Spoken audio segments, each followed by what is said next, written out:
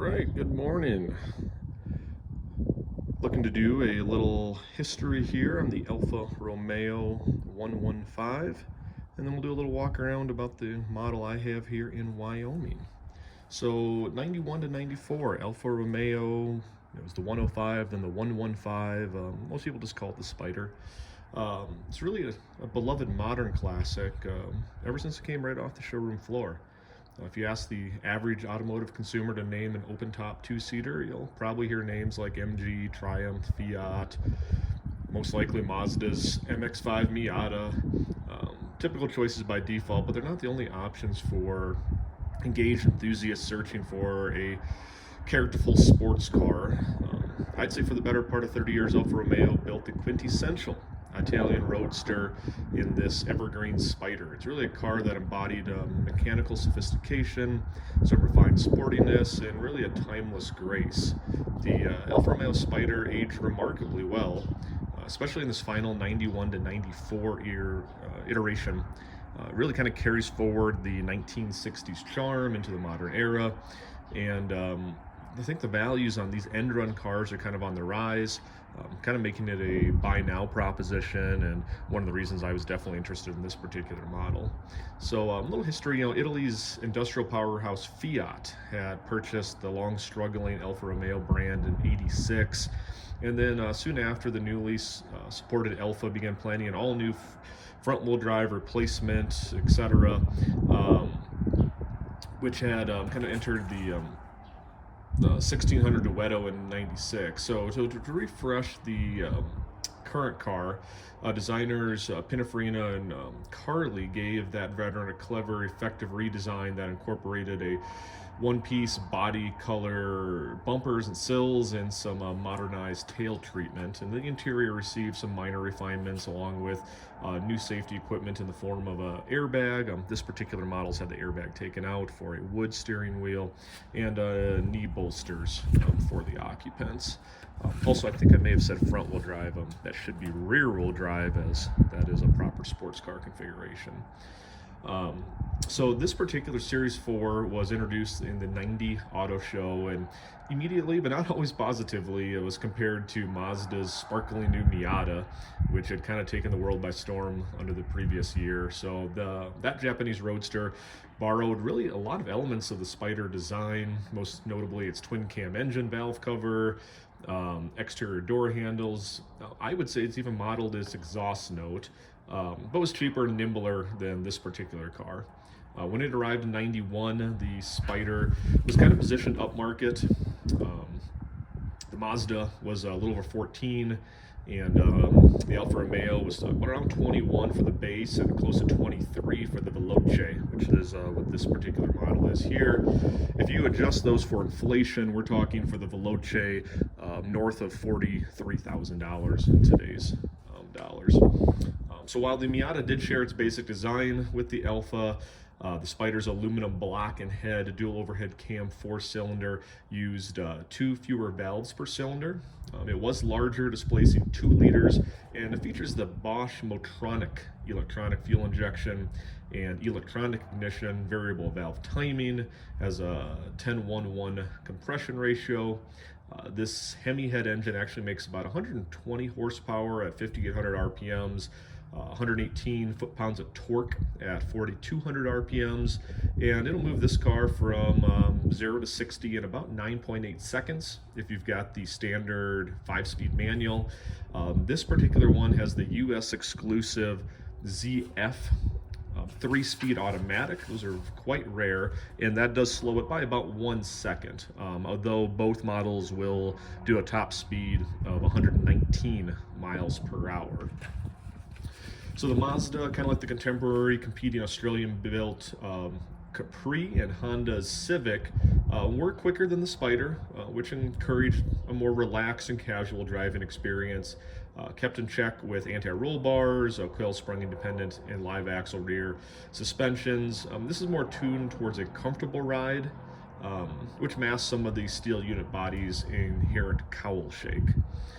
Nice new feature in the Series 4 was standard power assist for that worm and roller steering. a suitable counterpart to the boasted four-wheel disc brakes. Base models had the 14-inch steel wheels.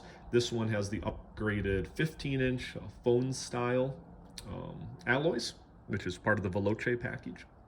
It also has the Alcantara faux suede seat upholstery, which, as you'll see, is wonderful, but doesn't really age very well. It had a vinyl boot cover for the canvas roof. The Veloces, as I said, came with Pirellis. This one also has brand new Pirellis on it to keep the Italian theme. You can get a fiberglass hardtop for these as well. They're really hard to find. And you can also get limited slip differential and power windows, and those are actually included in both models at no cost. So this model really didn't change greatly over the years it was offered on the market. So Alfa Romeo kind of jazzed up the interior for '92 when they put Alcantara door panels. You can get a trunk mounted 12-disc CD changer, but really it's pretty much the same model from '91 to '94. Some different paint colors were available in '93, and then in '94 there was a 190 unit commemorative edition model. Those are really hard to find, but they do sit out there, and they have kind of a variety of extra things that some of the other ones didn't have. From a production standpoint, the Series 4 Spider only had a little over 18,000 units total. This is a '91. There was 936 that were built in '91, so a really low production car.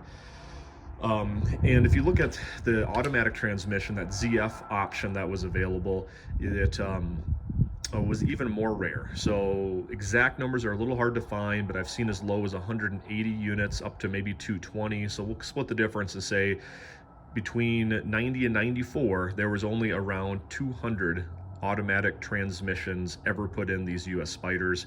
This is one of them sitting right here. One of the reasons I bought it, just because it's so hard to find, and still makes it a really fun ride. So move on to a couple more things, and we'll kind of do a little walk around here. So I would say, most Alfistis, as people who love the Alfas will call themselves, are probably a little better built and more durable than what most people like to think is a finicky and frail Italian car. This one's featured in Alfa Red, which is one of the more common colors, really pops. This one has also had a respray in its prior life before I bought it. But honestly, they can make a really good, reliable daily driver. They do run fairly cool if they're properly maintained. They really should not overheat unless something's wrong with the radiator or your electric fan's not functioning. The variable valve timing plunger can get sticky, can cause a hunting idle. That was one of the problems I had with this car when I bought it. I actually ended up just replacing the entire VVT unit, but that can happen in a lot of these cars. I would say the overall driving experience is a lot more refined and modern than some of the earlier Spiders. Also does have the knee bolsters, which were required due to changing safety standards, and so tall drivers might have to adopt a little bit awkward driving position. But all in all, it's a practical car. You can take a road trip in it and not feel cramped because there is a little bit of extra space behind the seats. You get that wider, longer trunk than a Miata has. There are some low mileage cream puffs out there. You'll see them bring a trailer, but I think really the ones that hold up best are the ones that are driven, and you can drive them hard. Now, there's a difference between hard and being abusive. But these things are really made to be banged off the rev limiters. You can brake hard, go into a corner hard. These engines really need to be driven if they're going to be reliable. So interior-wise, so this particular Spider's got the Alcantara trim seats. They don't wear very well, as we'll see here in a second, but you can get new reproductions, which is something I may be doing to this one. It's got the power window motors, which this one still functions. Those, over time have to be replaced. From an engine standpoint, this has got that legendary dual overhead cam engine. You can get parts really all over the place. Centerline Alfa out of Denver, Colorado is where I get my stuff here in Wyoming, and they have a full gamut of parts, and they have really good service. I would highly recommend them. Unlike the timing belt competitors of the era, this one has a durable double row link chain for its timing chain. Also has that more sophisticated Bosch engine management that can be tweaked with an aftermarket chip. That has been done in this particular model. I had a Squadra chip imported from the Netherlands, and it's really made a nice difference in how this drives. 30-year-old car, it's an Alfa, minor oil leaks. It tends to drip just a little bit when you have it in storage, but quite honestly, it just really comes with the car. Transmission, you can get a little synchro wear if you got a 5-speed, but they're easily rebuilt and maintained. Once again, the automatic internals on these ZF units, I think is becoming more highly sought after. You got more traffic in some of the metro areas. I think they're split the difference between having a nice, easy parade car. I like to put mine in the parades here in the summer, and having something that's still fun to hit on the mountain roads here in Wyoming. So quite honestly, I'm just jazzed that I was able to find one of these automatic Spiders. And you know, the ratio's a little taller, and that way it does keep the RPMs a little lower when you're hitting the highway speeds, which is nice. So if you want to take this on a road trip, that 3-speed automatic works real well. And then from suspension, you know, these had, you know, kind of conventional underpinnings. They had unequal length transverse control arms, coil springs, tube shocks, an anti-roll bar up front, some more rigid trailing arms. You had the coaxial mounted tube shocks, and an anti-roll bar in the rear. Plus you got discs, no drums on all the wheels from a brake standpoint. So, you know, these are geared a little more towards comfort. They do allow a little bit of body roll, but enough about the history. Why don't we do a little walk around? We'll take a look at it. So this particular car, I actually bought on a whim when I was traveling last year out to the Vikings and Buffalo Bills game in Buffalo, New York. I had a long layover in Chicago, and was just kind of cruising on Facebook Marketplace. All of a sudden I saw this in Peoria. I gave the guy a message, and while I was sitting on that layover, we pretty much got the deal done. Came home and informed my wife that there would be an Alfa Romeo showing up in the next couple of weeks, being shipped out from Chicago, Illinois area. And yeah, couldn't be happier. Kind of a unique story and how we ended up with it, but really kind of makes it a fun car, and have a little history as to how we just ended up buying it on a whim. I had a 79 Fiat Spider at the time. I've since sold that, but this has been an excellent replacement for it. So you'll see we've got that nice Alfa red. I think it's paint code 130 or 135. Really, you know, Alfas, in my opinion, are meant to be red, and that's about the only car that I will say that for. I've never owned any red cars other than this particular Alfa, and it just looks gorgeous. You see, you know, the bumper has been really integrated on this S4. If you look at the S3 reiterations, they just don't quite fit as well with that black bumper and that little cam tail, in my opinion. I think this is really just a artfully crafted car, and really retains a lot of the cues of the 60s, while also just being a lot more modern in this last reiteration. So as you'll see, this is the Veloce version. Also a little look at the Alfa Romeo logo. Gone through more logo changes than I think any other company out there. However, you can look at that whole history on your own at some point. So as we go into the interior here, you'll see the nice wood steering wheel that I put in. Got rid of the very large airbag that really kind of ruined the look there. So it's got kind of different dials, not dials, but maybe buttons down there for the you know, your hazards and your windows and etc. I did take the head unit out to put in a drink holder option, and then instead I have some nice Bluetooth speakers that I mounted right back here that pair to your phone real well. So I've got my music, and I've got the ability to hold the drink. Means the cars did not come with any cup holders.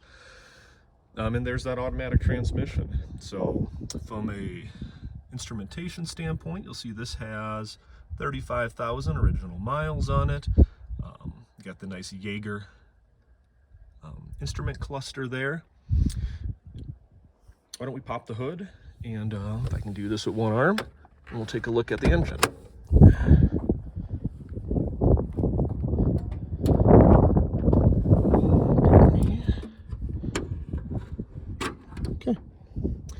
And there we go. There is that aluminum dual overhead cam engine. When I picked this up, it had a really rough idle. It would hunt from anywhere from 7, 6, even 500 RPM all the way up to 3,000. It would just all over the place.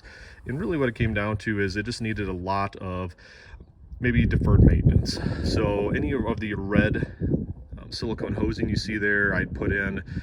Really a lot of that rubber had just degraded down, and it was just a series of vacuum leaks. And as I systematically replaced all those, really we got that idle tuned in, and it just runs like a champ right now. So new plugs, new wires.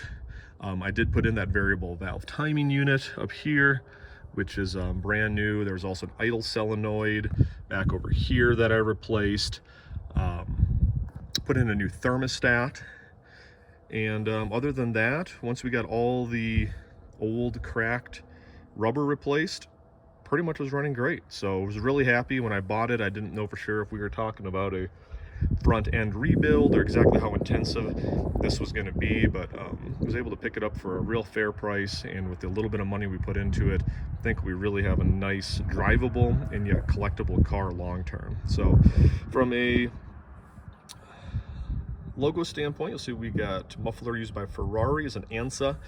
This particular car, I've got an ANSA center muffler, and then it's got a straight pipe stinger coming out the back. Gives it a nice lower note without being you know, obnoxious. And then you'll also see down here we got the Squadra tuning. That is the chip. Now you can't just put a chip in like the newer cars with the ECUs. You literally have to take the motherboard out, take a chip directly off the motherboard and put that chip in there, which is a little scary. You can easily short that thing out, and that is the whole brain of the Bosch Motronic. But we did that. It turned out great, and really it, well, I wouldn't say adds a bunch of horsepower. It changed some of the shift points. It idles just slightly higher than the factory default, and moved a lot of the torque to that, I would say 27 to 28 to 3,200 RPM range, somewhere in there, that nice middle area, which with this 3-speed is a sweet spot for where I'm cruising, for where it needs to shift at. Anyone that has one of these Alfas, I highly recommend. Once again, that's Squadra tuning out of the Netherlands, and I just can't say enough about how it just tweaked the driving experience enough to make this a wonderful, wonderful car. Okay, let's take a little look inside.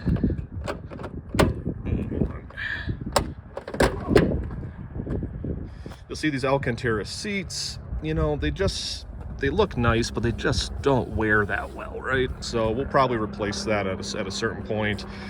You know, door panels, we get these little pockets down here. Not much storage, but it works just fine. This one's a little bit unique in the fact that the prior owner put in a push button start. So in this particular car, rather than crank it right here, we get the power going, and then and there you go. Of course it's gonna beep at me. So there we go. So let's let that go a little bit. Yeah, you can hear that exhaust note. Yeah, it's got a nice kind of healthy sound to it there. Maybe we'll get out and take a look at it quick here.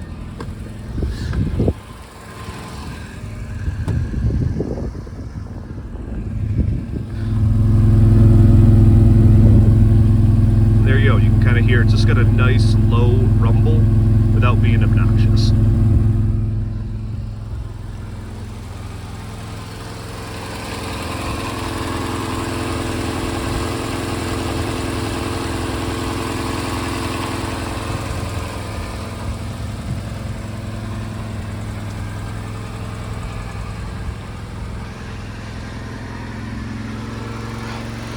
Otherwise, that is the 91 S4 Veloce that I have here in my garage.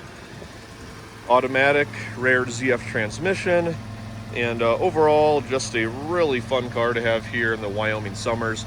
I'm going to do a separate driving video just because this one's kind of approaching 20 minutes, but we'll get it out on the road here, and that way you can kind of see how it handles, how it revs, and you know, how we can just enjoy a nice Wyoming day. So otherwise, thanks for taking a look at the video. Hopefully you learned a little bit about the Alfa Romeo 115, and for all of those that have S4, enjoy, and for those that are interested, couldn't recommend more. All right, take care.